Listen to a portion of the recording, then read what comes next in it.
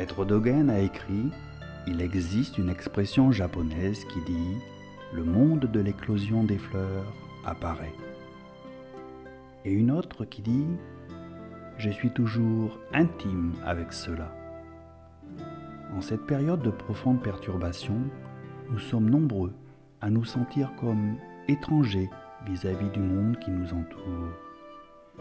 Nous aimerions plus d'intimité, une relation plus complète avec les autres, avec nos proches, avec les événements sans y parvenir vraiment. La véritable intimité est très rare, car chacun d'entre nous vit replié derrière le voile de ses pensées. Les pensées sont comme un filtre entre nous et la réalité.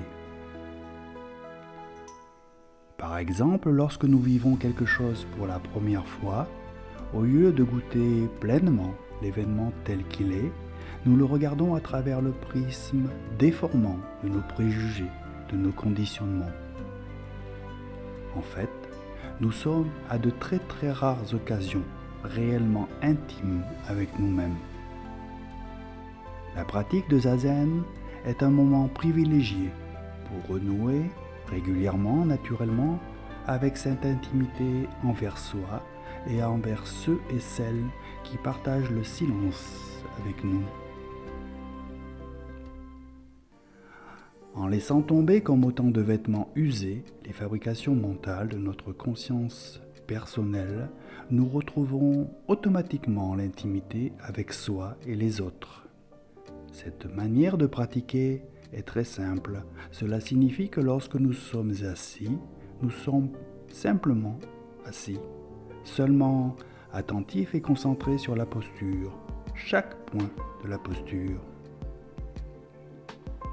Nous ne suivons pas nos pensées, ne créant ainsi aucune séparation entre celui qui pratique et la pratique elle-même. Quand nous pratiquons ainsi ce soi-même avec lequel nous devenons intimes, ce n'est pas cependant quelque chose. Nous disons devenir intime avec soi-même, mais ce n'est pas devenir intime avec quelque chose, car ce soi-même est parfaitement insaisissable. Ce n'est pas quelque chose. Celui qui observe n'est pas non plus quelque chose ou quelqu'un. C'est juste un regard, une attention qui ne crée pas de séparation entre le sujet et l'objet. Alors, inconsciemment, la véritable intimité se réalise et la pratique devient infinie, illimitée. C'est cela que nous appelons devenir Bouddha. Laisser tomber toute séparation et s'éveiller à la vie illimitée. Cela ne doit pas se limiter au temps du zazen. Kodo Sawaki demandait comment zazen existe-t-il dans le fait de cuire du riz. Quand nous cuisons du riz, seulement faire cuire du riz. Un son au dehors, seulement le son. Rien de plus et rien de moins. En cette période printanière, simplement assis là en zazen, nous entrons dans le monde de l'éclosion des fleurs.